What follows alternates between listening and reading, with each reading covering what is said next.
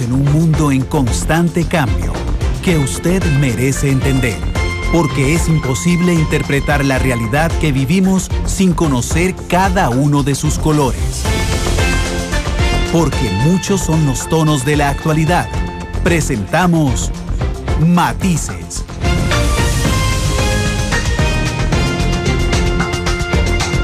Una producción de Noticias Monumental.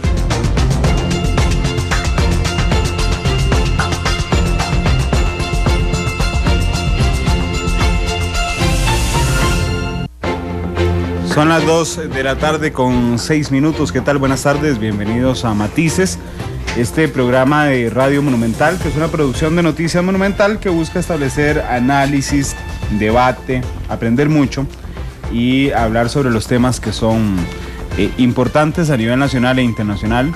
Hoy en un viernes muy noticioso que pasa por una información que brindaba esta mañana Noticias Monumental en su segunda edición. Antes quiero saludar a Alexander Rivera, nuestro jefe de información, y a Isel Martínez, nuestra productora. Alex, ¿qué tal? Buenas tardes. ¿Qué tal, Randall? Buenas tardes también a todos los que nos escuchan. Y sí, justamente hablando del ébola, también el diputado Mario Redondo presentó una moción para interpelar a la ministra de Salud y preguntarle las medidas que está tomando la Caja y Salud en general para tratar eventuales casos de ébola. Tiene que ser aprobada esta moción y sería entonces una nueva ministra en ser interpelada en el Congreso. Ya había ido la ministra de Educación cuando fue la huelga de los educadores, fue el ministro de Transportes, Carlos Zegnini, para hablar de la Ruta 32, fue también el vicepresidente y ministro de Hacienda, Elio Fallas, para conversar sobre las medidas fiscales, y sería entonces la cuarta ministra en ser interpelada. Claro, sobre todo después de que Noticia Monumental informara este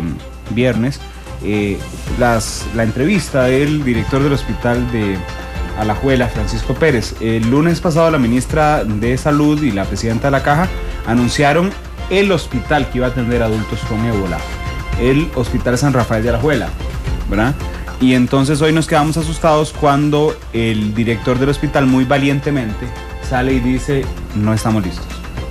Una actitud valiente, ¿verdad? Muy valiente. El director del hospital sale y dice: no tenemos trajes, no tenemos equipos, no tenemos protocolos, no sabemos cómo tomar muestras, no saben nada. Y ahí se comprueba lo que hemos venido diciendo en Noticias Monumental. Sí. No es Noticias Monumental el que le ha sobredimensionado este tema. El director del hospital de Alajuela lo está diciendo. Prácticamente no están preparados. Sí, y está pidiéndole a la Caja. Bueno, me encargaron, porque es su hospital, me encargaron de atender los casos del ébola. Bueno, me falta infraestructura, me falta capacitación y me falta equipo. Y además, hoy en la mañana estaba viendo las fechas en que se va a capacitar a la gente de la Caja. Es increíble. Imagínense que la otra semana, ya te doy las fechas, pero están aquí. Bueno, porque es increíble lo de las fechas. Pero porque por lejos. No, sí, vea. El 22 de octubre van a hacer manejo clínico de los pacientes. 27 de octubre, dentro de 10 días, diagnóstico y laboratorio. El 29 de octubre, dentro de 15 días, bioseguridad. Cáigase, Alex. El 3 de noviembre, limpieza y desinfección en los traslados de los pacientes. 5 de noviembre, la organización de los servicios de salud. 10 de noviembre, planes de contingencia en emergencias. 12 de noviembre, comunicación de riesgos. Dentro de un mes, exactamente el 17 de noviembre, organización del país ante el virus del ébola. ¿Y qué pasa si hay un caso antes? Hola, Isel, buenas tardes. Buenas tardes. Empecé por el ¿Qué pasa si antier el caso que se descartó hubiera sido ébola? Esa es la pregunta. Incluso se ha anunciado que tienen trajes, pero en realidad no son lo suficientes para atender un caso de eventualmente de ébola. Y también que, por cierto, la ministra de Salud, María Luisa Ávila, en un mensaje en Twitter había preguntado qué cantidad de la capacidad que tenía de que pasen los nanómetros. Es como es la medición, impermeabilidad, exactamente. Entonces hay ciertas dudas que a veces quedan un poquito así como sin responder. A mí me asustaron. Yo creo, y ya lo podemos decir en Matices, que no es un noticiero, es un programa de análisis, y lo podemos decir, a mí me asusta enormemente la pasividad de las autoridades de salud. Uno ve Estados Unidos pecó de pasivo al principio. Ya Obama agarró su gabinete y ordenó al SWAT. Es que imagínense, es el SWAT el que toma al hospital si hay un caso de ébola. Y no lo toma para amenazar gente, lo toma para decir qué se hace, quién sale y quién no sale. Pero lo que llama la atención en estas capacitaciones es cómo vamos a durar un mes, ¿verdad? Capacitándonos de cómo enfrentar el ébola cuando la amenaza está afuera, y en además, cuestión de... ya la disociación. Ya tenemos una sala en el hospital, en el aeropuerto, ¿verdad? Entonces llega un paciente que venga de Sierra Leona, ponle un ejemplo. Entra al Santa María y decimos, aquí viene un paciente sospechoso de ébola. Se deja en la sala de aislamiento del aeropuerto Juan Santa María. Muy bien. Y después de eso, ¿quién los traslada en ambulancia? Ay, hay que esperarse hasta el 29 de octubre. ¿Cuáles ambulancias? Que les enseñen a ver cómo se trasladan. Y hay que llevarlo al hospital de Alajuela. No, suave, porque hay que mandar la infraestructura y los equipos. Sí. Entonces vamos a tener que 3 semanas sin que nadie vea al paciente en el aeropuerto. Es injustificable lo que está pasando. En el Caribe, aquí nomás, y en Colombia ya hay medidas. En el Caribe se prohibió la entrada de personas, independientemente de que tengan síntomas o no, de los 3 países focos. ¿Verdad? En Colombia no se prohibió del todo, pero se empezaron a hacer análisis. México hoy prohibió el atraque de un crucero a Cozumel porque una de las pasajeras tuvo contacto directo con Thomas Eric Duncan, el paciente que se murió en Estados Unidos. Sí. Y aquí seguimos capacitando. Y aquí vamos a ver cuándo hacemos el simulacro, cuándo mandamos los equipos. Y un protocolo que supuestamente existe, que son de 50 páginas. Bueno, en realidad yo no lo he leído, pero habría que ver qué es lo que dice, ¿verdad? ¿Qué medidas son las que están implementando? Claro, pero agarrar el protocolo y convertirlo en la práctica. Yo esperaría que ya se hubieran hecho los simulacros, y no, y el director del hospital, yo le digo, comiendo ese tamaño pleito, sale al aire a pero decir, es que eso es lo que no estamos preparados. Qué dicha, sí, claro, valientísimo, porque el doctor Pérez. Hace unos días que habíamos presentado una nota sobre los trajes, la característica de cada traje para enfrentar el ébola y para tratar a pacientes con ébola, una de las especialistas de salud ocupacional de la Caja muy sabiamente decía que no solo es cuestión de trajes, sino cuestión de las prácticas de los profesionales en salud, de si se lavan las manos, de la forma como se colocan los trajes, de la forma como se los quitan, y esas son cosas que también hay que ver, y ya está en la capacitación de cada uno de los profesionales y de su conocimiento en estos casos. Dicen, en el hospital de Alajuela están asustados el personal, porque dice, a nosotros nadie nos ha dicho cómo tomar una muestra, cómo quitarnos un traje de los que dicen que hay. Nadie sabe nada. No, y mis respetos para ese doctor, para el doctor Pérez, el director del hospital de Alajuela, en contradecir de alguna manera lo que era la versión oficial de la ministra de Salud y decir qué es lo que está pasando realmente, ¿no? Que prácticamente no estamos preparados. Claro, es que se van a enojar en el Ministerio de Salud porque monumental más eso. amarillista que dice que el ébola es peligroso. Pero es que es peligroso, mata al 90% de las personas. Y además trata mal a la ministra porque al aire le dice que no lea el protocolo y que se los explique. Bueno, ahí está, tema 1, superado. Tema 2, el miércoles empezamos una serie de reportajes que hizo Alexander, que se llama La Ruta del Despilfarro. Es el análisis de las finanzas del PAC en campaña. ¿Por qué las finanzas del PAC? Bueno, porque el PAC ordenó hacer una investigación interna y el reportaje de Alex arranca precisamente de ese informe. Pero no solo de ese informe, ¿cuál fue el compromiso del PAC? ¿Cuál ha sido el compromiso histórico del PAC? La austeridad. Y la austeridad. La ética y la austeridad. Aún cuando ganaron las elecciones, el presidente Solís en Twitter dice, ganamos con una campaña austera. Y cuando vamos, y ahorita vamos a oír la última parte del reportaje, Alex entrevista a Iván Barrantes dice, no, yo fui el que ordenó que se gastara 3 veces más de lo que se estaba gastando, porque si no gastamos no ganamos. Iván Barrantes, el estratega, sí. Para quien todavía no se acuerda de él. Entonces significa que el PAC hizo lo mismo que hacían el resto de partidos para ganar. Sí, es así. Que sea ilegal o no sea ilegal, eso no es problema de Noticia Monumental. Eso es problema del Tribunal Supremo de Elecciones. Lo que Noticia Monumental está diciendo es que hay un sector del PAC muy molesto porque supone que se violaron los compromisos fundacionales del Partido Acción Ciudadana. Ese es el segundo tema que tenemos. Vamos a oír el reportaje, la última parte de esta investigación. Y después venimos con el tema de fondo. Hoy es un tema muy polémico donde tendremos una enorme participación del público y es la eutanasia. La eutanasia, imagínese usted qué tema. Maynard. una joven de 29 años, anunció al mundo. Recién casada, le anuncia al mundo. De su vida. Le anuncia al mundo que escogió morir dignamente el 1 de noviembre y nos pone a todos en el planeta a hablar de eutanasia. Ese va a ser el tema de fondo. Pero entonces a esta hora, 2:17, vamos a escuchar la última parte de la investigación, la ruta del despilfarro, que hizo nuestro compañero Alexander Rivera sobre las finanzas del PAC en campaña, y regresamos con el tema de fondo hoy, la eutanasia. Por supuesto, la pregunta que les planteamos a ustedes es, si fuera su caso, ¿estaría de acuerdo con la eutanasia? Hoy habrá mucha participación del público, 2:16, vamos a escuchar la ruta del despilfarro.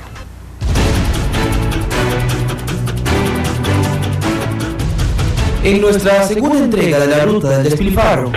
Dígame, ¿qué partido puede ganar una campaña sin dinero? ¿Conoces alguno en la historia?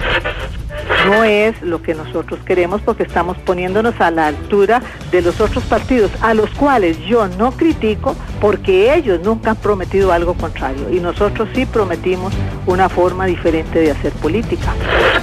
Miren, hay una cosa que la gente tiene que entender: la democracia cuesta. Nunca hemos creído que tenemos que tomar el poder por el poder mismo. Para discursos los políticos y para ecuaciones matemáticos, el Partido Acción Ciudadana, el que prometió austeridad, conoce el costo de ganar las elecciones mejor que nadie.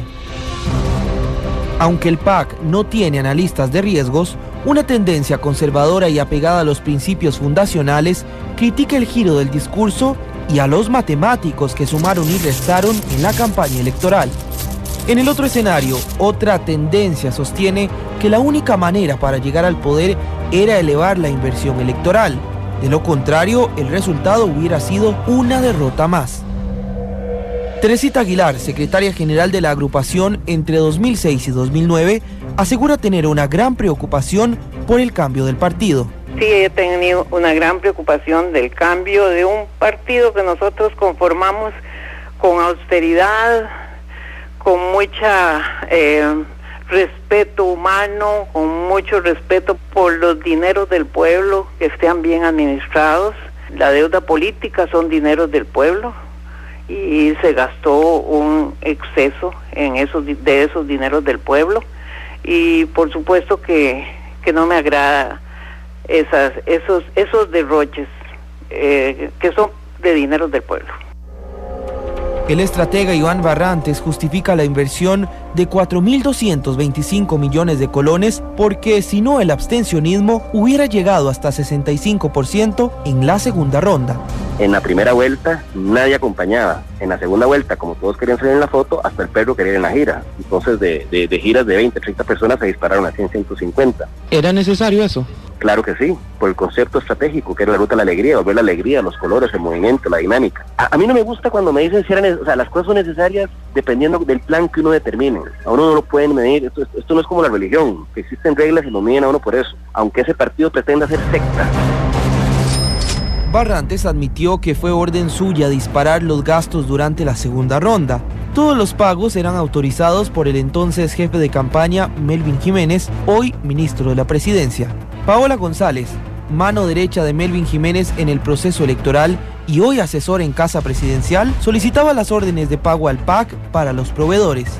La caligrafía entre al menos 10 facturas de la empresa Parabrisas del Sur, encargada de las banderas, así como producciones jaulares que hacía las rutas de la alegría, e Iván Barrantes, el estratega, presenta similitudes y coincide también con las órdenes de pago que giraba González. Así lo detectó la comisión investigadora de las finanzas del PAC. Iván Barrantes admitió que en ocasiones dejaba su talonario de facturas en la casa de campaña del PAC para que alguien más las llenara. Un facturero no es nada. Factureros son papeles que al final tienen un consecutivo y si se pierde una factura usted pide explicaciones, punto. No es dinero en efectivo al final del día. Para un facturero es un papel higiénico. No vale nada hasta que la factura sea pagada. Así que en mi caso me es indiferente. Es más, si usted me pregunta dónde están mis factureros, no sé dónde están.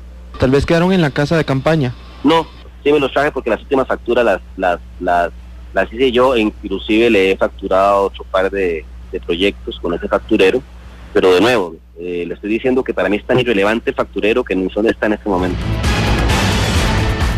Anthony Cascante, tesorero del PAC, considera que la familiaridad entre proveedores y el partido no representa ninguna anomalía desde el punto de vista legal, aunque admite que es una ingenuidad. O sea, a mí me parece, le voy a decir, más que una inmoralidad, me parece una torpeza.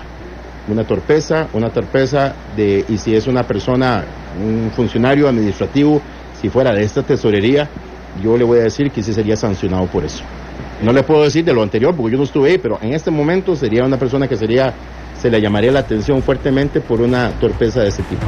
Leda Zamora, tesorera de la agrupación durante la campaña electoral, reconoce que la práctica es muy poco común en contabilidad. Bueno, eso usted es muy observador, yo nunca había reparado en eso. Normalmente las órdenes de pago llegaban a la tesorería, se llevaban el visto bueno de Melvin, se tramitaban. O sea, las órdenes de pago se firmaban donde estaba el comando de campaña. Es correcto. Nada tenía que ver el comité ejecutivo. Nada tenía que ver el comité ejecutivo, llegaban, tenían el requisito que tenían que llevar el visto bueno de Melvin y se pagaban en la tesorería con ese visto bueno.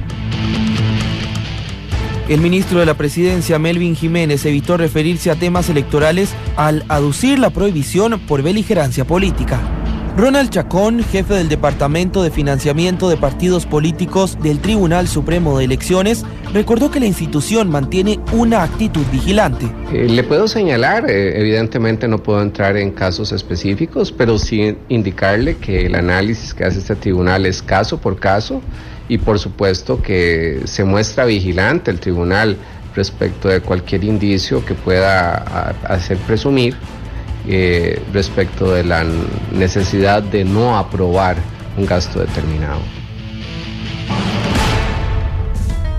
Vamos a hacer un trío para la nueva era. 5 meses después de ganar las elecciones, el debate sobre el rumbo del PAC está aún más vivo. ¿Es el mismo PAC, el austero y el firme en sus principios, el que llegó a la presidencia? Para discursos, los políticos. Para ecuaciones, los matemáticos. Y para las pruebas, Luis Guillermo Solís. Informó Alexander Rivera González bajo la dirección de Randall Rivera Vargas. Porque somos el pueblo que decidió cambiar y porque decimos una y otra vez que con Costa Rica no se juega. Matices por Radio Monumental. Son las 2:24. Ya para cerrar el tema de la ruta del despilfarro, a mí me llamaron la atención algunas frases de Iván Barrantes. Cuando dice que el facturero es igual al papel higiénico, que no sirve para nada. Bueno, en Venezuela, donde no hubo papel higiénico muchos años, don Iván, le pueden contar lo urgente que puede ser. Y a veces el Ministerio de Hacienda le podría contar también lo urgente que puede ser el facturero. Pero bueno, eso me llamó la atención. Él dice, yo le siento que él insinúa que si no hubieran gastado la plata que gastaron, no hubieran ganado, ¿verdad? Pero hay que afrontarlo, no fue una campaña austera. Llegaron casi a los niveles de los otros partidos. Llegaron 1.000 millones menos que Liberación Nacional. Sí, y lo que decía Seidy Bravo, que fue secretaria general del PAC, es que se están poniendo a la altura de los mismos partidos y que ella no lo critica porque ellos no prometieron ser diferentes y austeros. Sí, y exactamente, esa frase a mí me impactó, donde ella dice, yo no voy a criticar a los otros partidos porque ellos no prometieron ser austeros. El PAC prometió ser austero. Era la bandera de ellos. Y se supone que sigue siendo la bandera de algunos. Sí, la bandera de la mayoría. El problema es que si eso es algo que está establecido en el código de ética y no lo cumplen, y pues es ahí donde empieza a haber un montón de choques de opiniones, incluso internamente. Sí. Bueno, ahí está disponible ya también a través de la web, el tema que ha sido muy polémico. 2:25 de última hora, el Tribunal Penal de Cartago ha dictado 60 años de cárcel contra un joven de 21 años, que era sospechoso, aún porque no está en firme la sentencia, de asesinar a una pareja de adolescentes en Cartago a inicios de este año. 60 años de cárcel que se convierten en 50 años de cárcel. Nadie puede estar más de 50 años de cárcel en el país, y que en año carcelario se convierten en 35 años de cárcel, y por buen comportamiento se convierten en 25 años de cárcel. Ahí está. 25. Pero oficialmente, el juez Randall Rivera nos amplió. Oficialmente 60. 60. Sí. Pero qué curioso, ¿no? Cómo se va reduciendo Sí, está porque apenas para hacer otro reportaje. Es que un año Un día de cárcel, esos tengo hacemos una entendido, de no es lo mismo. los que años un de cárcel año- son 9 meses. Son 9 meses. Entonces usted agarra los años, ¿verdad? Y usted dice, bueno, 60 años, ahí está el primer filtro. La pena máxima en Costa Rica son 50, no 60. Entonces se baja de una vez de 60 a 50. Los 50 los calculan en meses de 9. Se reduce una tercera parte, ¿verdad? Una tercera parte de 50 son 12, más o menos. Un poquito más. Ahí ya lleva 37. Y si usted tiene buen comportamiento, a la mitad de la pena puede salir. 37 dividido en 2.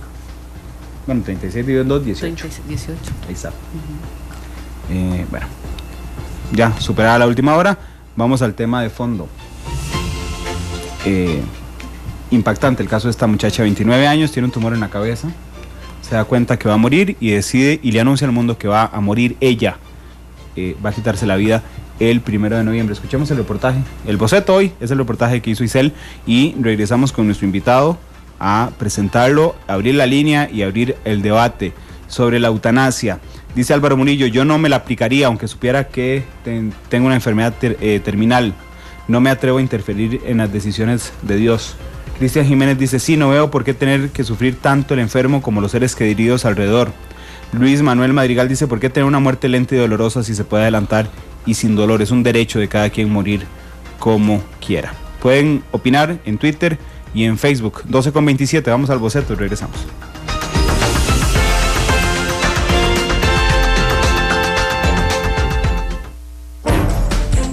Las grandes obras inician con un borrador.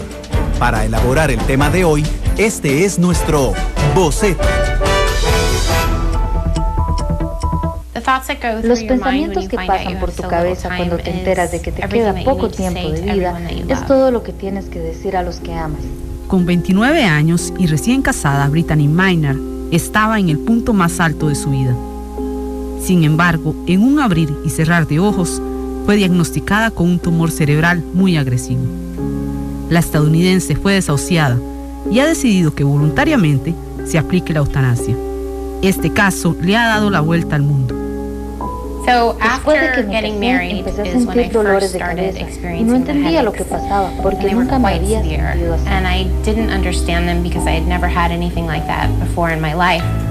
La noticia le tomó por sorpresa cuando tanto ella como su esposo planeaban tener hijos. Maynard escogió la fecha de su muerte, 2 días después del cumpleaños de su pareja, Dan Díaz. Brittany se tomará una píldora el 1 de noviembre. El suicidio asistido o muerte con dignidad, como también se le conoce a la eutanasia, es permitida únicamente en 5 estados del país norteamericano. Por esta razón, ella y su familia decidieron mudarse de California a Oregón. En este caso, el mismo paciente es quien debe ingerir el medicamento, pues es ilegal que la eutanasia sea administrada por algún profesional en salud. Siento alivio al saber que no moriré de la forma en que me han descrito que lo haría a consecuencia de mi tumor cerebral. El caso de Maynard ha abierto el debate mundial sobre la muerte asistida, principalmente porque en la mayoría de los países en el mundo la eutanasia va en contra de la ley. Holanda fue el primer país donde se legalizó, según estudios elaborados en la nación europea por el Centro Médico de la Universidad Erasmus de Rotterdam, la Universidad VU de Ámsterdam y el Centro Médico de la Universidad de Utrecht.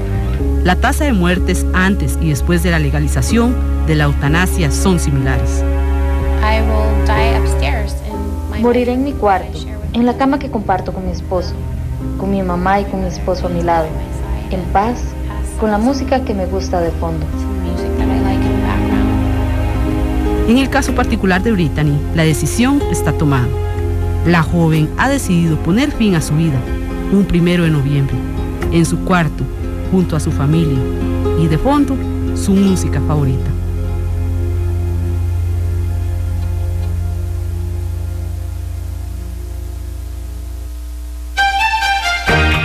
Diferentes colores.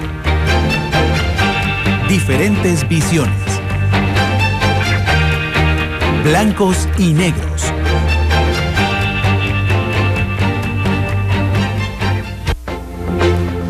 Con 30, lo pone a uno a pensar este caso. Don Rodrigo Romo, psicólogo especialista en tanatología. Hola Rodrigo, ¿Qué tal? Muy buenas tardes. Bueno, antes que nada, un saludo a toda la gente y un placer estar en este programa que para mí es lo mejor en cuanto a análisis y discusión de temas. Gracias Rodrigo. ¿Qué es tanatología primero? Bueno, la tanatología es el estudio de la muerte. Sí, es una disciplina que yo diría es más vieja de lo que se ha estudiado. ¿Por qué? Porque el ser humano siempre ha tratado de entender la vida, siempre ha tratado de entender la muerte y siempre ha tratado de luchar contra la muerte, ¿verdad? Y es el único proceso que no podemos detener. Desde que nacemos comenzamos con un deterioro, ¿verdad? Y como seres humanos tenemos la costumbre de aferrarnos a la vida, pero va a llegar ese punto donde todos morimos, ¿verdad? Donde todos envejecemos, donde todos empezamos a sufrir un deterioro. Entonces la tanatología se ha orientado hacia entender los estudios de los procesos que lleva el enfermo y que lleva la familia, ¿verdad? Aquí existen cambios a nivel psicológico, social, emocional muy importantes. Entonces, ¿cómo entender al bien morir de las personas? Es donde justamente se relaciona entonces con la eutanasia, cuyo término tiene que ver descriptivamente con el bien morir. Sí, si vos tuvieras una enfermedad terminal, Alex, vos pedirías que te aplicaran, en caso de ser legal, por supuesto, la eutanasia. Viera que es difícil decirlo ahora y me imagino que solo una persona en el momento puede decir y puede sentir si quiere o no la eutanasia, pero yo por mi, digamos, mi formación y mis creencias, yo no me la aplicaría, la eutanasia, aunque habría que estar en el momento, ¿verdad? Y cualquier persona puede cambiar de opinión ya teniendo una enfermedad terminal y bueno, cada caso y cada persona tendrá que pensar. Isel. Bueno, si me lo preguntan en este momento yo diría que no, pero hay que estar en esa situación, ¿verdad? Y también por eso mismo, por las creencias religiosas de una persona, uno siempre tiene la esperanza, ¿verdad? Y pasa normalmente también cuando uno ve a una persona que también está enferma, uno siempre guarda esa esperanza. Entonces, sí, probablemente piensa esa un poco situación, diferente. No sé, vieras que yo me lo he planteado de ingreso, diría, sí, me lo aplicaría. Porque no solo por mí, sino por las personas que tengo alrededor y que sufrirían tremendamente, porque les digo, hay formas horribles de morir, sí, ¿verdad? Y bueno, usted lo elegiría, la eutanasia, es lo que le estamos planteando en nuestras preguntas a través de Twitter y a través de Facebook. Dice Jonathan Méndez: tenemos el derecho a elegir cómo vivir, deberíamos tener el derecho a elegir cómo morir, bajo esas circunstancias. Rodrigo, elegir cómo morir es un derecho. Bueno, realmente hay que tomar en cuenta primero que este tema levanta mucho polvo porque estamos hablando de cuestiones de fondo, religiosas, aspectos morales, éticos, clínicos, ¿sí? Entonces, asumir una opinión es complejo. Cuando uno pregunta, ¿qué harías en el caso de...? Bueno, sí, es una pregunta muy relativa, ¿verdad? Cuando estás en los zapatos de la persona, yo creo que uno se tiene que plantear a fondo qué es lo que haría. Es cierto el comentario acerca de uno elige cómo vivir. Lamentablemente en la legislación uno no elige cómo morir y uno en la vida tampoco elige cómo morir. No tenemos un esquema, no tenemos un script de cómo vamos a morir. En la medicina tenemos a veces milagros clínicos, sí, que son los mínimos, ¿verdad? Sí. Hablamos de enfermedades, para poder hablar de la eutanasia tendríamos que hablar hasta qué punto llega la persona en que ya no hay una vuelta atrás en la enfermedad, ¿sí? Toda enfermedad lleva una evolución hasta el punto donde ya no es reversible y donde ya incluso el cuerpo ha sufrido un deterioro muy importante. Entonces, esos últimos días se vuelven probablemente muy dolorosos, sin calidad de vida para el paciente, sin calidad de vida para la familia, ¿verdad? Pero yo lo voy a asumir desde el punto de vista de la tanatología. Básicamente tiene que ver con los procesos de negación, ¿sí? Para una familia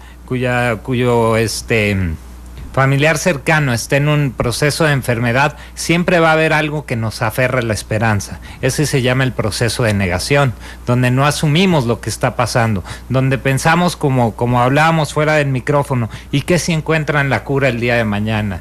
¿Verdad? Entonces siempre hay esta esperanza que es lo que nos aferra. Pero ¿qué pasa con el paciente? ¿Qué pasa cuando ese paciente ya tiene dolor? Ya actualmente podemos hablar, por ejemplo, de la clínica del dolor que se encamina a esto, ¿verdad? Sí. Aliviar este sufrimiento del paciente. Pero viene la gran pregunta, ¿qué pasa cuando el paciente elige morir? ¿Qué derecho tiene realmente? En la legislación no lo hay, no existe este derecho. Sí, hay que ser claro que en Costa Rica quitarse la vida es un delito. Evidentemente no puede estar penado porque alguien que cometa suicidio no se acaba. Pero la tentativa de suicidio es delito, porque es un atentado contra la vida.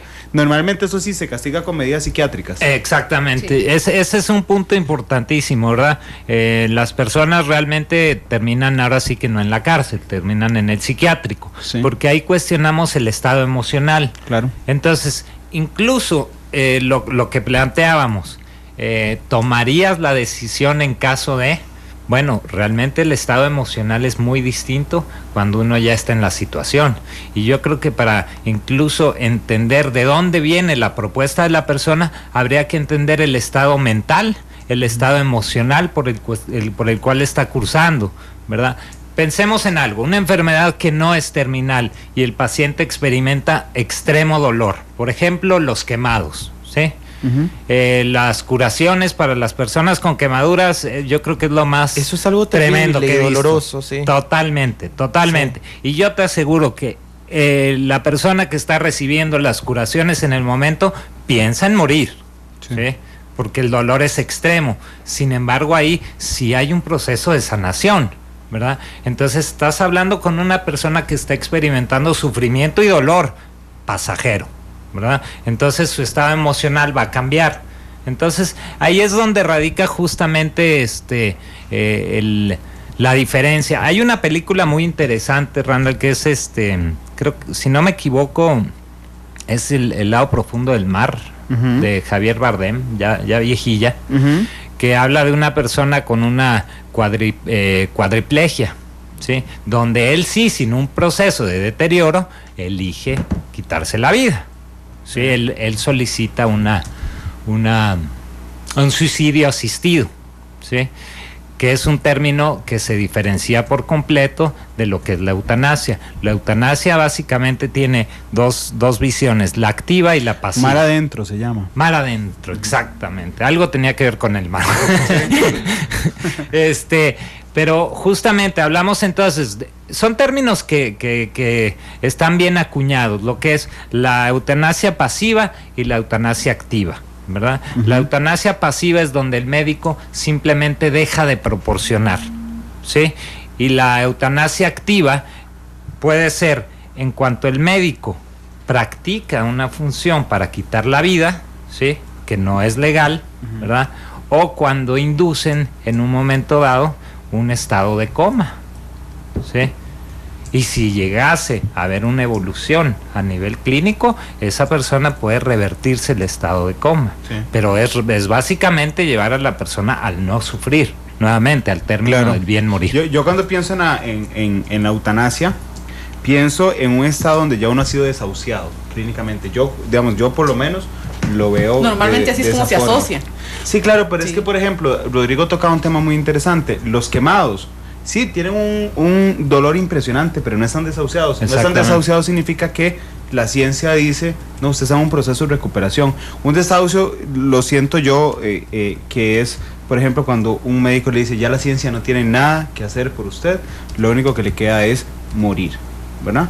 Y lo hablábamos ahora, enfermedades tan tremendas. A mí me ha tocado vivir de cerca Lela, por ejemplo, que no tiene nada que ver con cubitos de hielo tirados en la cabeza, sino es una enfermedad horrible, uh-huh, donde el paciente sabe que morirá y no hay cura. A esos casos me refiero yo, compañeros. O algo tan triste como un cáncer, ¿verdad? Sí. Un cáncer agresivo. Sí, pero ya cuando dan por desahucio le dice, bueno, ya. Claro, y ya con una, por ejemplo, el cáncer es interesante, ¿verdad? Porque ya viendo una metástasis y donde ya no hay función de ciertos órganos, pues tenemos clarísimo que la persona va a llevar un proceso de sufrimiento bastante marcado, ¿verdad? Donde incluso el medicar a la persona la aleja de un estado mental sano, consciente, por supuesto. Entonces estamos hablando de una calidad de vida que salió por la ventana. Claro, porque vamos, es una pregunta filosófica y profunda, pero yo lo he pensado, cuando usted está desahuciado y lo sedan, o sea, usted en realidad no está viviendo, porque usted ni siquiera se está dando cuenta que está viviendo. Claro. ¿Verdad? Sí, vea por ejemplo lo que dicen en Twitter, estoy leyendo, Eugenia Aguirre dice, dependiendo de cómo avancen los síntomas. Fabián Chávez, tengo derecho a no sufrir ni hacer sufrir a los que amo. Son parte de los comentarios. Bueno, Barbach nos dice que si un mal gobierno se considera una enfermedad terminal. Bueno, parte de todos los comentarios que pero ahí no puede aplicar la eutanasia. No puede aplicar de guarde. Pero vea que interesante Tatiana Blandón, que es médico, y que yo le agradezco tanto a Tatiana que siempre esté tan atenta a nuestros contenidos, y porque sus comentarios son muy, muy bien argumentados. Dice: los familiares que no permiten partir a un ser querido que está muriendo, lo hacen más pensando en su dolor que en el del paciente, y eso es cierto. Y ahí es otro tema que hay que ver desde otro punto de vista, los familiares. Claro, de hecho... ¿Qué pasa si de pronto alguien llega y le dice a usted, estoy en una etapa terminal y quiero aplicar una eutanasia? Ahí es como el otro lado. Claro. Inmediatamente usted le duele porque dice, no, pero o sea, en realidad usted está pensando en su dolor. Cuando alguien se muere, ¿verdad? Y por supuesto lo lloramos porque lo vamos a extrañar, pero en realidad lloramos por nuestro dolor, porque la otra persona no está percibiendo, digamos, la persona fallecida no percibe ningún dolor. Claro. Ve el montón de participación que hay en Facebook. Dice Douglas Rivera, no sé qué es peor, la eutanasia o la quimioterapia. Los que hemos observado cómo quedan las personas después de un tratamiento de estos y que al final fallezcan es una experiencia muy difícil. Nos dice también Julia Arias, yo no, porque solo Dios tiene el derecho de permitir la muerte. ¿Y qué sabemos si se recupera la persona? Para Dios nada es imposible. Luis Rolando Durán también nos dice, depende de las condiciones de vida que me permita esa enfermedad terminal. Llega el punto en que continuar en la vida, ciertas circunstancias, no es decente ni humano. Bueno, vea todo el tipo de opiniones. Y gracias a Francisco Fonseca, que es fiscal de la República. Francisco, gracias, que siempre oye matices también. Me dice, Randa, la tentativa de suicidio fue anulada por la Sala Cuarta en el voto 14.192 de 2008. Lo que sí permanece en el Código Penal es la instigación al suicidio. Y el homicidio por piedad, que se llama aquí en Costa Rica, está en el artículo 116 del Código Penal y exige que la enfermedad sea grave o incurable. Y ojo que aún, digamos que es delito, ¿verdad? Solo que para que califique no como homicidio, sino que como homicidio por piedad, tiene que tener una enfermedad grave o incurable. Rodrigo, la mayoría de resistencia que tenemos al pensar en eutanasia, me incluyo, tiene que ver con motivos religiosos. Por supuesto. De hecho, es probablemente el principal debate, ¿verdad?, dentro de la eutanasia, y estamos en un país primordialmente católico. Entonces yo creo que el cuestionamiento de Dios va a ser el mayor cuestionamiento. Me gustó uno de los comentarios que leías que fue que Dios no tiene imposibles, o no tiene límites, ¿verdad?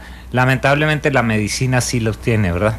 Sí. Entonces, y el cuerpo humano y el ser humano también los tiene, ¿verdad? Entonces es ahí donde entra justamente este debate. Si nos vamos a un enfoque religioso, estaríamos excluyendo a otro gran porcentaje de la población, ¿verdad? Sí. Que decide por motivos muy personales decir, hasta aquí es donde llego, ¿verdad? Si yo tengo una enfermedad donde voy teniendo un deterioro, no me hagan maniobras de resucitación. Sí, donde se firman. No me entuben. No, exactamente. No me entuben. Paren dice, con la alimentación. Me estoy ahogando, no me entuben. Claro. Déjenme morir tranquilo. Que choca un poco con el motivo de ser del médico, ¿verdad? Claro. Que es preservar la vida, ¿verdad? Entonces es justamente la ética. Y bueno, el comentario de la doctora, bueno, también súper valioso desde ese punto Tatiana de vista. Blandón. Sí, porque realmente como médico uno sabe también hasta dónde están las limitaciones. Y por supuesto, no quiero dejar de lado lo que mencionabas de la familia, ¿verdad? La familia, por supuesto, es la que se aferra principalmente a la vida. Yo tuve la gran fortuna de trabajar con seres humanos maravillosos que estaban viviendo con enfermedades degenerativas, que perdían la vida a edad temprana, y principalmente el enfoque que teníamos que dar era el trabajar con la familia. ¿Por qué? Porque el paciente, aún menores de edad, te decían, es que no puedo morir porque mamá va a sufrir. ¿Sí? Y esos niños, esos jóvenes, querían descansar. ¿Sí? ¿Es un duelo anticipado, ese tipo de situaciones? Para el paciente, para la familia muchas veces no. No, porque No. yo me pongo en los zapatos del esposo de Brittany, Sí. Maynard. Ella escoge morir 6 días después. 2 días después. 2 días del después del cumpleaños del esposo. Y ella dice en la cama que duermo con mi esposo porque no quiero hacer a mi esposo, digamos, soportar una forma tan terrible de morir mía. Y todos hablamos de ella, pero el esposo debe estar enfrentando un luto, ¿lo digo? Sí, por supuesto. Yo creo que el punto de vista de él debe ser valiosísimo, ¿verdad? Porque probablemente él va a pasar por un proceso de duelo normal, como cualquier persona, ¿verdad? Aunque no es el fallecimiento propio, ¿verdad? Sí. Pero de cuestionamiento. Un proceso incluso tan fuerte como puede ser la culpa, ¿verdad? Sí. Porque lo va a pasar, en el sentido de que la persona en un momento de análisis, ¿sí? Se cuestionará, y debía haber cuidado, insistido más, ¿verdad? Sí, entonces son procesos muy interesantes, ¿verdad? Ahora sí que el muerto, a fin de cuentas, termina, pero la familia sigue, ¿verdad? Y tú sabes incluso que después de un fallecimiento entran estos conflictos familiares, ¿verdad? Y hablar de eutanasia implica un conflicto familiar, claro, porque van a haber puntos de vista distintos y van a haber muchas rencillas al respecto. Me imagino en este caso que los procesos de duelo, igual, dependiendo de la persona, son diferentes, pero en este caso se altera todavía más un proceso de duelo cuando es una situación así. Por supuesto. Es que a nivel familiar justamente acabas de dar en el clavo, ¿verdad? Todos llevan un proceso distinto, ¿sí? Lo que es el duelo siempre va a ser distinto. Entonces, ¿qué sucede si uno de los miembros se encuentra en negación y asume que todavía viene un milagro que puede salvar? Y otro ya está en un proceso más sano de conclusión de duelo, donde dice, no, pues hay que aceptar que ya la persona ya no da físicamente más, ¿verdad? Yo te voy a decir, dentro de los procesos de deterioro en enfermedades prolongadas, lo que se puede ver positivo para la familia es que quizás sí hay un cierre, ¿sí? Hay un cierre, ¿por qué? Porque vemos que la persona ya está cansada, ya está mal, como quien dice, quizás el pensamiento más común, bueno, ya descansó, ¿verdad? Murió, sí, pero ya descansó. Sí, de hecho nosotros siempre decimos eso, cuando yo voy a dar un pésame, que no es nada cómodo, de hecho, sí, claro, ¿verdad? Pero cuando yo voy a dar un pésame por alguien que tuvo un periodo de enfermedad fuerte, normalmente, y lo hago de corazón, es decirle a la persona que sobrevivió, o a su familia, es decirle, bueno, pero ya está descansando, ¿verdad? Lo pensamos en ese momento, tal vez porque no tenemos, a nosotros nos cuesta mucho decidir de por sí, ¿verdad? No tenemos la decisión a mano. Claro. Dejamos la decisión a Dios o al destino para los que no creen. Justamente yo creo que la religión cubre muchas funciones, ¿verdad? Pero una función también que cubre es el explicar qué pasa con la muerte, qué pasa después de la muerte. Y por eso es que se diferencian tanto las religiones, ¿verdad? Sí. Entonces, hablar de un proceso de eutanasia jamás va a ser lo mismo desde un enfoque católico, cristiano, judaico, budista, musulmán. Entonces entran esos debates, esos dilemas. Por eso justamente hablar de legislaciones que aprueben esto realmente se vuelven un tema complicado. Yo quiero meter en la discusión otro tema también, y es que en el 2002 Bélgica había autorizado la eutanasia, y en enero de este año el Senado votó a favor de extender esa legislación a los niños. ¿Puede un niño pedir eutanasia? O sea, en el caso de Bélgica, sí, está legalizado porque el Senado votó a favor, pero quería meter en la discusión también a los niños. Si tienen las facultades necesarias para exactamente, si tienen los niños las facultades para pedir interesantísimo, ¿verdad? eutanasia. En mi experiencia personal, los niños me decían, yo ya quiero morir. Sí, yo no quiero sufrir, Cuando tengo tenías miedo. que tratar a niños con enfermedades terminales. Sí, yo tuve una población muy grande, que eran niños con distrofia muscular, ¿verdad? Entonces implicaba un deterioro con una muerte bastante complicada, ¿verdad? Y esos niños, ¿verdad? Te hablaban de ese deterioro y te hablaban de la muerte de una forma muy transparente, muy clara, como un deseo. Porque la tienen ahí. Claro, porque ellos saben que una gripe los mata. Sí. ¿Verdad? Entonces, esos son, bueno, yo creo que eso es un tema de fondo, ¿verdad? Sí. Los niños, ¿qué sucede? Pero también la madurez del niño, ¿verdad? Por eso el estado papás, emocional y de conciencia. ¿Y los papás? Yo creo que para un papá es imposible aceptar el que no luchó hasta el final. Yo quiero agradecerle a los seguidores en redes sociales que nos están abriendo sus vidas a través de el Twitter. Carlos Corrales nos dice, yo pasé, y quiero agradecerle a Carlos por compartir públicamente el caso con nosotros, yo pasé por una situación así y sí es difícil, pero depende de cómo se vea y lo asuma la familia. En mi caso fue algo parecido, dice, al caso de esta mujer, de Brittany Maynard. Mi difunta esposa afrontó toda la enfermedad con tranquilidad, dice él. Y a pesar de los problemas familiares, tanto yo como la madre de ella sabíamos lo que era y no nos engañamos por la situación. En este caso, eso sí, contamos con un gran apoyo de la unidad de cuidados paliativos y la clínica del dolor, dice claro. Carlos.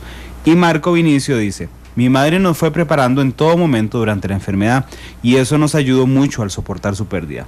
Mi madre, por trabajar años en oncología, nos iba diciendo lo que pasaba y pasaría con ella al final. Evidentemente no tenemos comentarios de nadie que haya vivido con algún familiar la eutanasia, porque en Costa Rica es prohibida. Sí, de hecho el proceso de cierre en la muerte es importantísimo, ¿verdad? En los niños, por ejemplo, se maneja incluso los testamentos, ¿verdad? Sí. Muy a nivel emocional, simbólico, sí. ¿Verdad? Donde el niño te dice abiertamente, ¿sabes qué? Quiero dejarle mis muñecos a mi hermano. Y ¿sabes qué? Mis carritos los quiero para mi primo, ¿verdad? Entonces esos son los cierres que se buscan a nivel emocional. Realmente hay que diferenciar algo, ¿verdad? ¿Cuál es la aceptación de la muerte? Cuando se da la terminación de la vida o cuando uno de verdad asume, ¿verdad? Sí. Y se desprende de... Sí, además es toda una discusión filosófica, ¿verdad? A la que no vamos a llegar a una respuesta aquí. Claro. Y es si la vida es de uno o la vida es de Dios. Para los que son creyentes es probable que la vida sea de Dios y para los que no son creyentes es probable que la vida sea propia. Y alguien nos ponía ahí ahora en Twitter que las personas tienen derecho a morir como quisieran, algo así, no recuerdo bien la frase. Entramos en otra discusión si la muerte es un derecho. Sí, claro, y vea qué interesante los comentarios ahora en Facebook. Débora Rojas dice, el argumento de que solo Dios puede quitar la vida se anula a sí mismo, porque si solo Dios puede quitar la vida, también solo Dios puede dar la vida. Así que mantener, por ejemplo, a una persona con vida artificialmente, digamos, por medio de máquinas, iría bajo este argumento contra los designios de Dios. Dice Julia Arias, bueno, ya Alex lo había leído, yo no, porque solo Dios tiene derecho a quitarla. Pero Juan Esquivel dice, el lobby pro muerte trabajando horas extras. Bueno, no sé, aquí no habíamos hablado con nadie, Juan. De hecho, agarramos el programa de hoy de el caso de Brittany Maynard. Hernán Aguilar dice que sí. Dice Misuga que ella está 100% de acuerdo con la eutanasia. Eliana Patricia Mesa dice, estoy de acuerdo, pero primero trataría la medicina alternativa como la medicina natural, guanábana, etcétera, además del gran poder de la fe y la oración. Dice Luis Rolando, depende de las condiciones de vida que me permita esa enfermedad terminal. Llega al punto en que continuar la vida en ciertas circunstancias no es decente ni humano. Maru Cascante dice, sí, mi familia no debe pasar por la pesada carga de ver el dolor y la impotencia que significa no poder hacer nada. La vida continúa y no me gustaría saber que mis hijos tienen que estar pendientes de mí y yo sí pediría la eutanasia, dice Maru Cascante. Pablo dice, para mí algunos científicos actuales La Iglesia Católica se opone al desarrollo científico y en materia de derechos humanos deja mucho que desear la moral católica. Saludos a don Rodrigo desde Tibás, dice Paulo Zamora. Muchas gracias.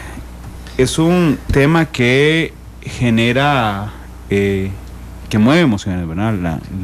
El tema de la muerte. Y es interesante porque también es un tema cultural, porque nosotros estamos acostumbrados a ver la muerte desde, por supuesto, el cristianismo o el catolicismo, más arraigado en América Latina, y todavía desde las religiones monoteístas, la judaica, que piensa igual que hay una vida tras la muerte, la musulmana, que piensa igual que hay una vida tras la muerte, con algunos cambios, ¿verdad?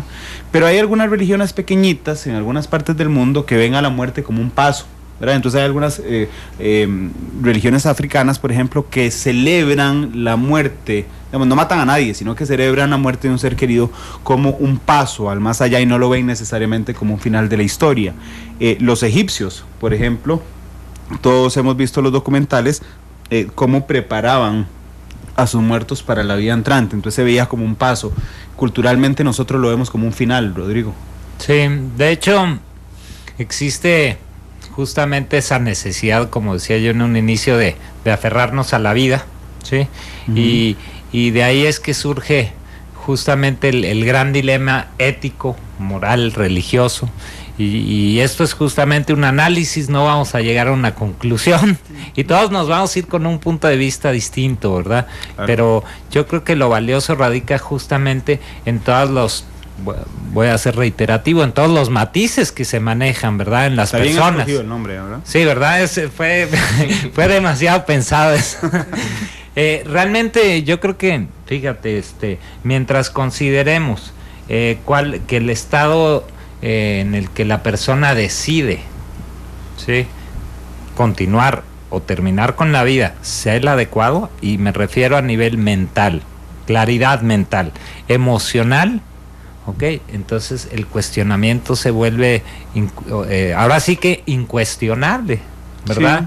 Porque como planteamos, ¿qué harías tú en el caso? No, es que no estás en los zapatos, entonces es muy difícil saber. Completamente. Y fíjate qué interesante, porque hay incluso, no me voy a meter en temas religiosos, ¿verdad? Pero hay religiones que rechazan la transfusión sanguínea, ¿verdad?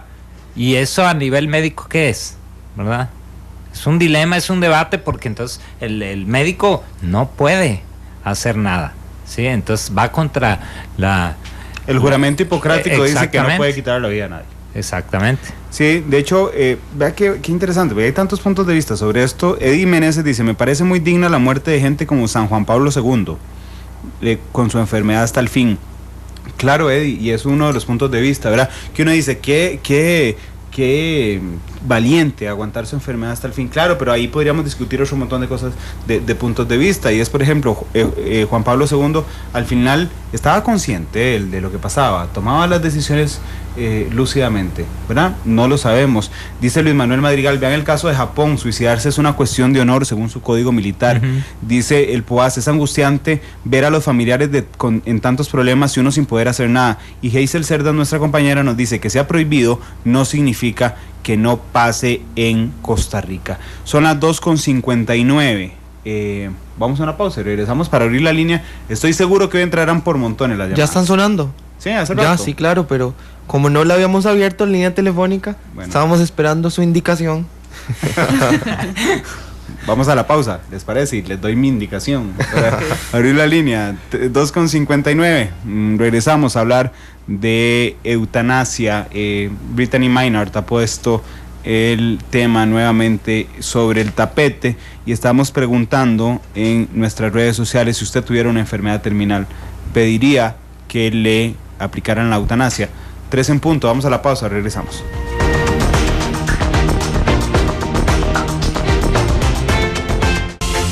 Porque la realidad tiene muchos tonos, matices.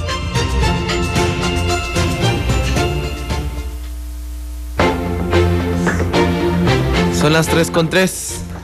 Regresamos a matices. De eutanasia.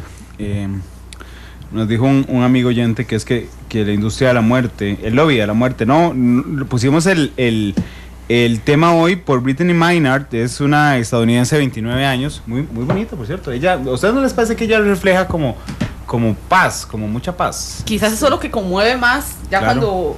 La foto donde sale con el video, perrito es tremenda. y el video donde ella habla, y habla de una forma que se ve, e incluso en el video en ningún momento llora, que lo normal es esperar que usted vea que una persona está atacada llorando diciendo, tengo una enfermedad terminal, tengo 6 días de vida, 6 meses de vida, ese tipo de cosas. De hecho, en Canal 2 en este momento estamos La imagen, dedicando una parte el de las video. imágenes de ella. De la boda también. De la boda. Bueno, en este Estaba recién momento no. casada en ese momento. En este momento no, porque en el 2 sale en la noche. Sí, pero en este momento nos ¿Para están qué viendo nos en Canal están 2 viendo en la noche? Sí, a las 8 de la noche a través de Canal 2.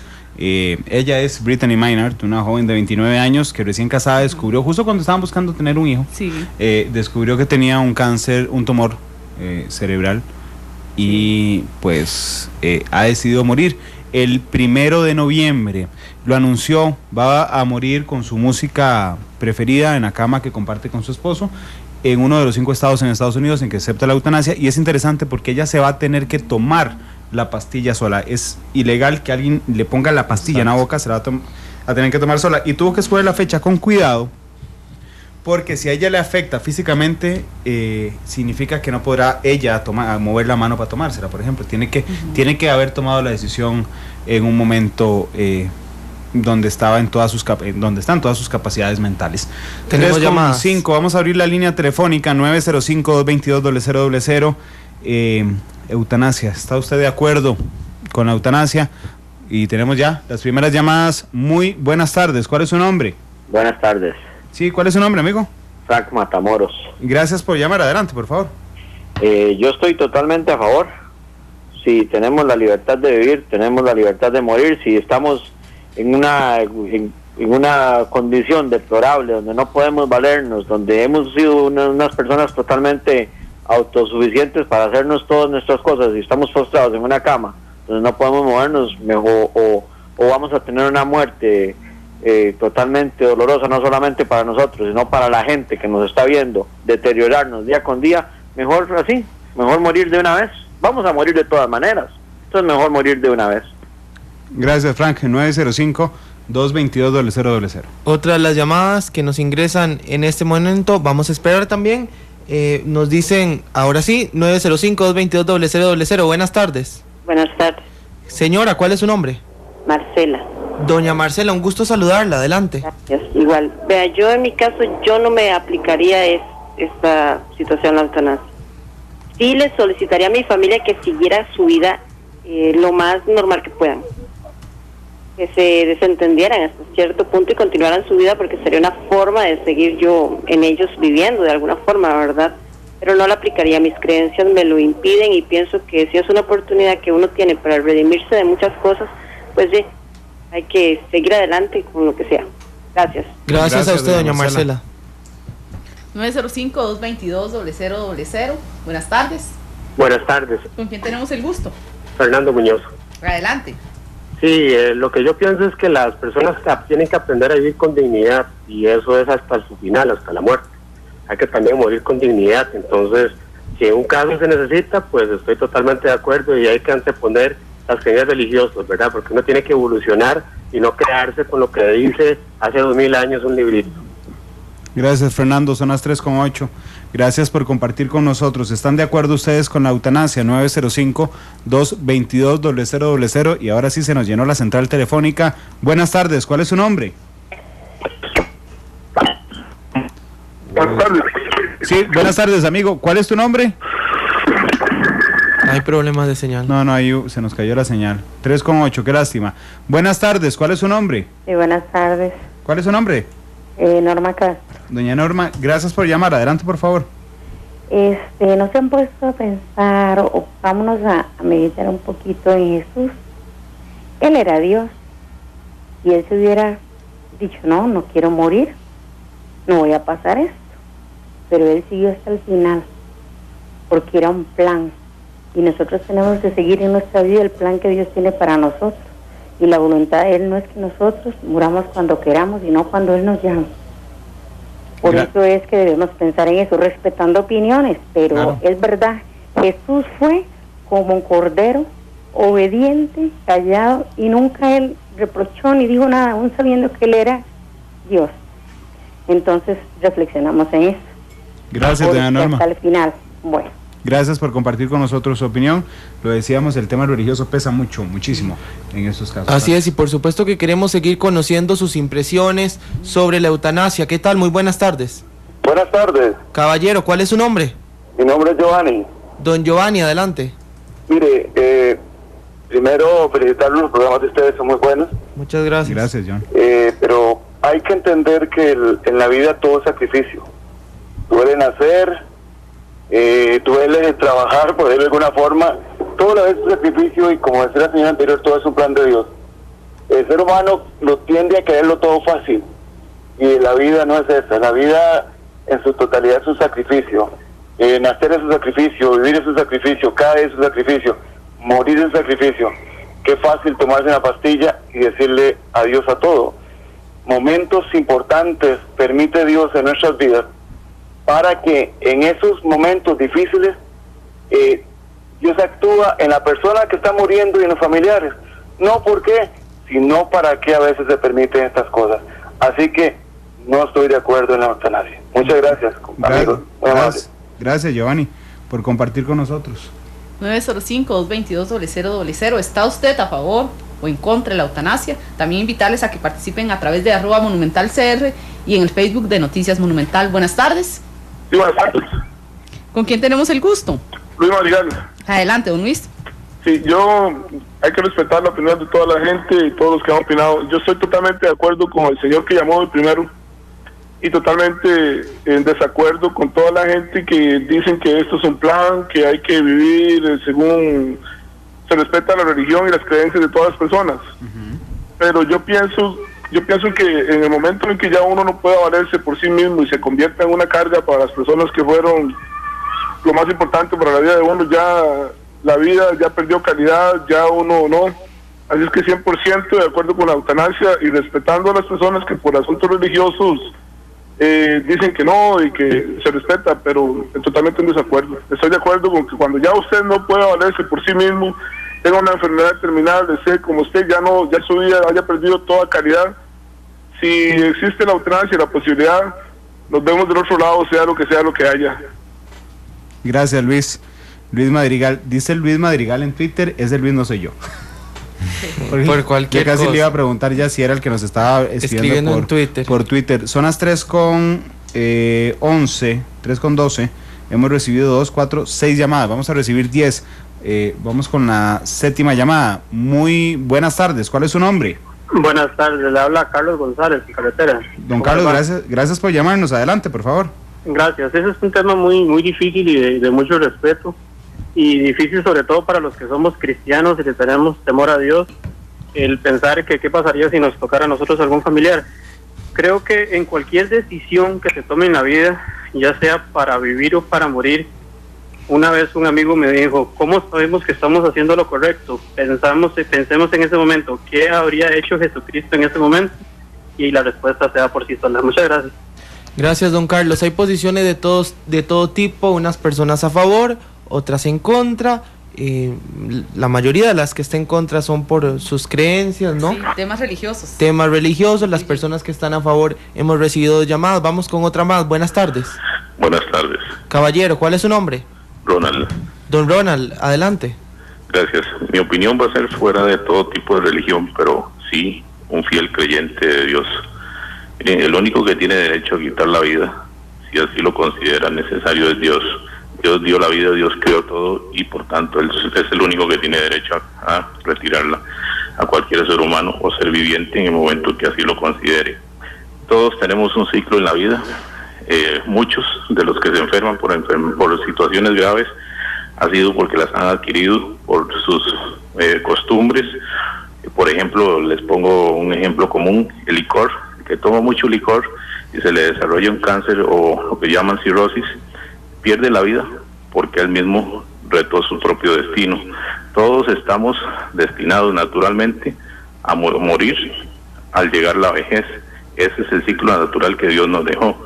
Si Él lo considera antes, pues es así, pero si no, todos tenemos ese ciclo natural. quien muere antes por una enfermedad que le aparece es simple y sencillamente porque hasta ahí estaba su rayita. Sin embargo, la eutanasia no estoy de acuerdo con ella porque simple y sencillamente es como suicidarse. Gracias, muy buenas tardes. Gracias, don Ronald, por compartir con nosotros su punto de vista. Son las 3:14. Las últimas dos llamadas, Giselle. 905-222-0000, la niña, para que pueda opinar con nosotros y darnos su comentario y su punto de vista sobre la eutanasia, un tema que sin duda ha elevado mucha polémica y que normalmente implica mucho el tema religioso. Buenas tardes, ¿con quién tenemos el gusto? Aló. Buenas tardes. Luis Castro en carretera. Adelante, don Luis. Mire, yo también respeto profundamente las creencias religiosas y todo el problema pero yo creo que tener una persona pegada a una máquina, por ejemplo, eso es peor que cualquier pecado capital, de manera que yo sí estoy de acuerdo con la eutanasia. Muchas gracias por compartir con nosotros su opinión. Nada más voy a hacer la cuenta a ver que estamos bien. 2, 4, 6, 8, 9. Vamos a la última, ¿verdad? Son las 3:15. Glenn llevaba la cuenta. Buenas tardes, ¿cuál es su nombre? Buenas tardes, me llamo José Chávez. Don José, gracias por llamar, adelante. Con mucho gusto. Voy a ser muy corto en mi respuesta. No estoy de acuerdo con la eutanasia. Sí, señor. El suicidarse es un pecado contra el Espíritu Santo de Dios. Esos pecados, dice la Biblia, no heredarán el reino de Dios. Solamente gracias. Gracias por compartir con nosotros, a todas las personas que lo han hecho a través de la línea telefónica.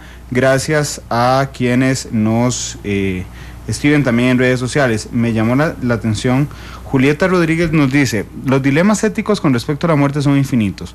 Trabajé 5 años con niños en fase terminal en la Fundación de Cuidados Paliativos del Hospital Nacional de Niños. Si se brinda calidad de vida, amor y se dan herramientas para el duelo anticipado, nadie debería ni adelantar ni atrasar el curso de una enfermedad terminal, pero sí dar calidad de vida. Muchas veces las referencias tardías hacia los equipos de cuidados paliativos entorpecen la adecuada atención a las personas con enfermedades terminales. Dice Mariela Hernández: tema muy complejo, no es una decisión fácil, pero cada caso tiene su contexto. Estoy de acuerdo con la eutanasia. Y Ludus Puntos dice algo muy interesante, dice: yo estoy de acuerdo con que se legalice la eutanasia. Si mi religión me lo impide, entonces yo no lo haré. Adolfo dice: yo soy católico, pero este programa me hizo pensar muchas cosas. Y Orlando Durán dice, pregunta: ¿se da algo similar o parecido en los animales y las plantas? Bueno, no sé si se refiere naturalmente, porque a los animales los duermen.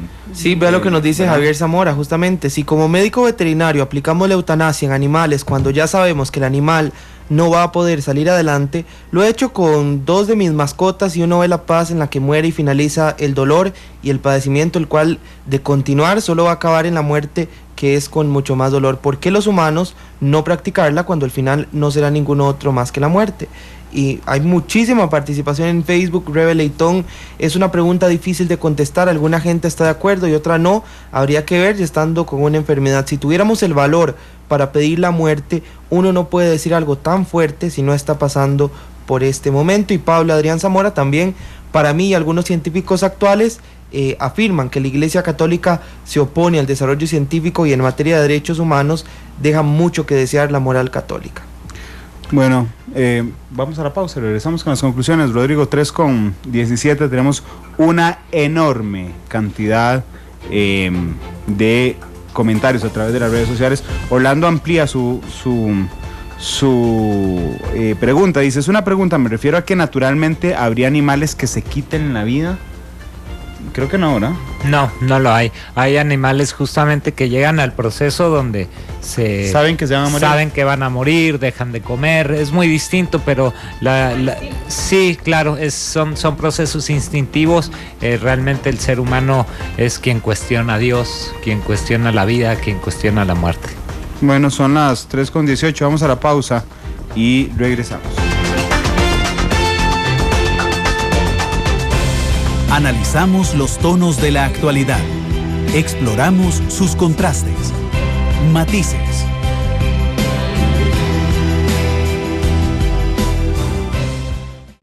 Exploramos sus contrastes, matices.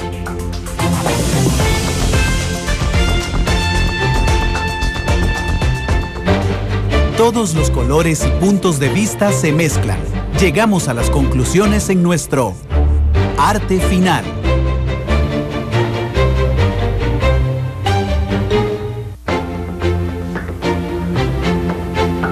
Tres con 22 de la tarde.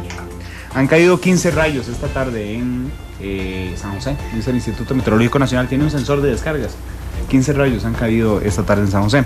Dice Eddie Menezes, la gente se equivoca al tratar de entender a la iglesia como una democracia. Ella tiene sus directrices y regulaciones propias. Dice Orlando Durán, yo vi en Nat Geo a unos roedores que cuando hay sobrepoblación se arrojan por montones a un acantilado para bajar la sobrepoblación. Bueno, sí, en ese caso no sería suicidio por enfermedad, pero es interesante. Dejan de comer, los perritos, por ejemplo, dejan de comer muchas veces. Dice Tatiana Blandón, prácticamente los que adversan a la eutanasia argumentan temas religiosos o de fe, denota falta de fundamentos racionales. José Manuel García, visiten los asilos de ancianos, ahí piden la eutanasia a gritos, los pobres viejitos son un saquito de huesos y dolor. Nos quedan 2 minutos, Rodrigo. ¿Qué conclusión puedes tener de la participación de nuestros oyentes y amigos en redes sociales? Bueno, me ha encantado la participación. Me ha encantado la participación de la gente.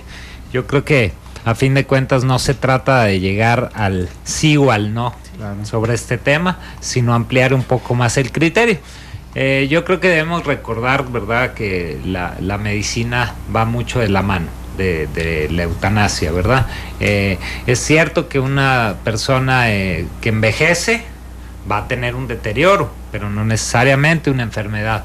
Cuando hablamos justamente de procesos clínicos de deterioro, tenemos que hablar de medicina. Cuando se habla de medicina, se llega a hablar, en casos, lo sabe cualquier médico, del ensañamiento clínico, ¿verdad?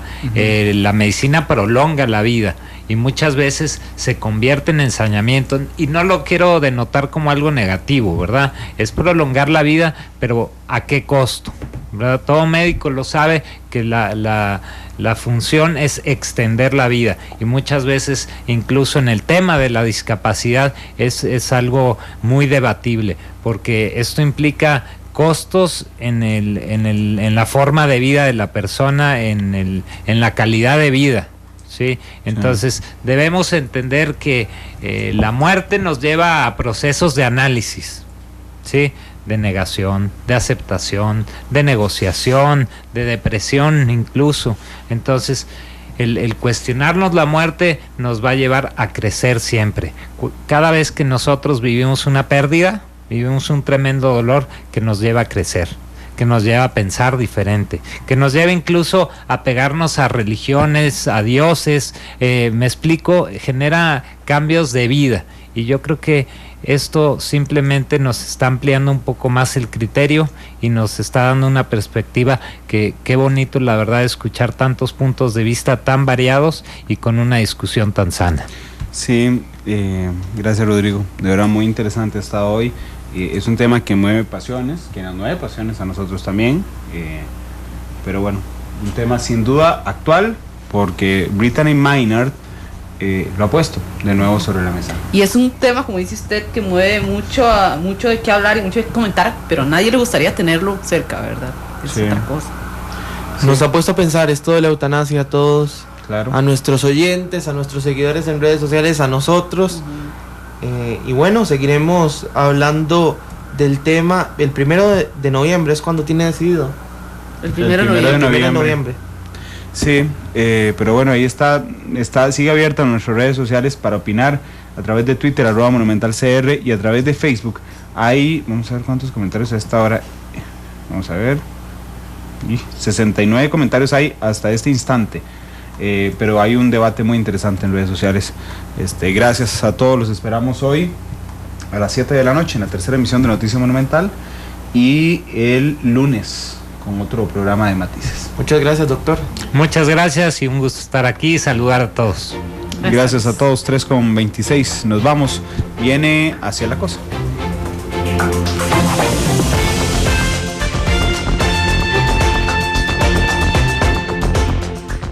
Matices por Radio Monumental.